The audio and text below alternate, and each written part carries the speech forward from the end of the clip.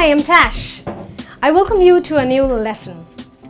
Friends, we have spoken so much about preparing you for a job interview, how to talk, what to wear and what not to wear, right? Yes, but today I'm going to help you with another interesting tip for preparing you for an interview, okay? And it says writing an effective resume. Yes, it's not for the first time, not at the very first time that you will be directly called for an interview. It's not going to happen. People are going to view your resume and that's when you get a call. So do you think it's very important for you to write a nice resume? I personally feel yes. And that is why I'm here to help you today. So let's get started. The first point says contact information goes to the heading. Okay. What will you include in your contact information? In contact information, you will include your full name, okay? Your full name, your complete address with postal code, address, the telephone number, and email ID. About email ID, there's a very important thing that I want to tell you. If your email ID does not look professional enough, for example, if your email ID says love_sweetheart_honey. Whatever, it does not sound professional. So you better get a change and better get a professional email ID for yourself before you put it on the resume. So you need your full name, your address with your postal code, your telephone number, okay, and your email, a professional one. So that's about contact information goes to the heading and what all you should include in your contact information. The next point says stay away from anything personal. Okay, when I say stay away from anything personal, I simply mean do not write things in your resume which are not related to the job, like your marital status, your age, your date of birth. Do you really think they're interested in that right now? Unless it is a requirement for the job that you have applied for, okay? Again, over here, the use of photos. Usually people have this habit that they just paste a passport size photograph on the right side of their resume. Not required unless it's your job requirement.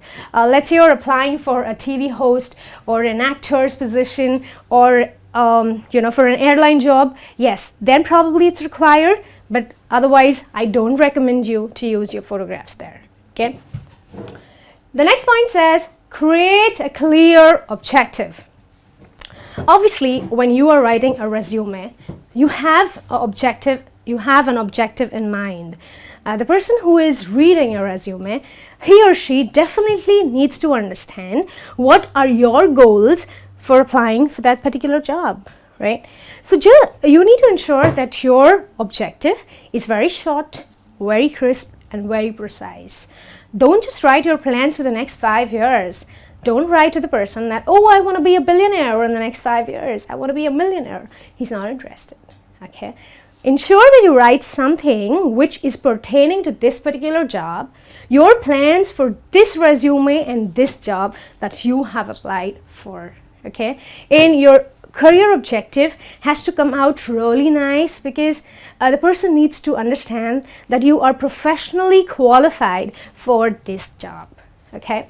So that's about creating a clear objective. The next one says skills and qualifications. Well, friends, you need to understand that education qualification and skills are two different things. When I talk about qualifications or education qualification, just to be more precise, if these are my educational qualification, I need to ensure that I write over there things like my degrees, my certificates, my school, my university, everything that I have done from my school to my college and my university days, okay? And in the skills section, you will write everything and anything that is beyond your school and university. Like maybe you're very good at computers, you are a computer literate Talk about your computer literacy aware. Then maybe you know many languages, right? Many people do know a lot of languages, but sometimes it so happens that I might speak French, but I don't know how to write French. Yeah, it does happen. So you have to really mention everything very precisely over there, so that the person gets a very clear idea of what and who you are all about. Okay, that's about skills and education qualifications. The next one says use action verbs and numbers. Okay, in your resume, it is very important that you let the other person know what and who you are, and you obviously are not there right now in front of the person to tell him or her who you are, but your resume is doing the talking right now. So just listing the roles and responsibilities is not enough. Your action verbs and numbers are going to be demonstrating all your accomplishments. Okay, over here you need to mention the things that you have done in your past work experience. For example, things like the number of clients that you have attracted to the company. Let's say you started a campaign and the implementation that you did and the success that it saw. You can also talk about how you contributed to the annual sales report.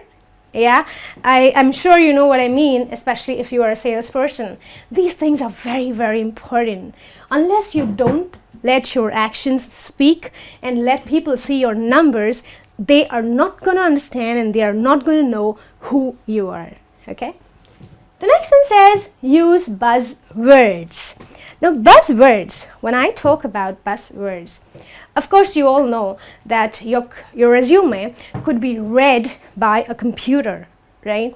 Now, a lot of these resume scanning software, okay, are designed in such a way that they pick up only keywords. Okay, they will pick up keywords and jargons. What are jargons?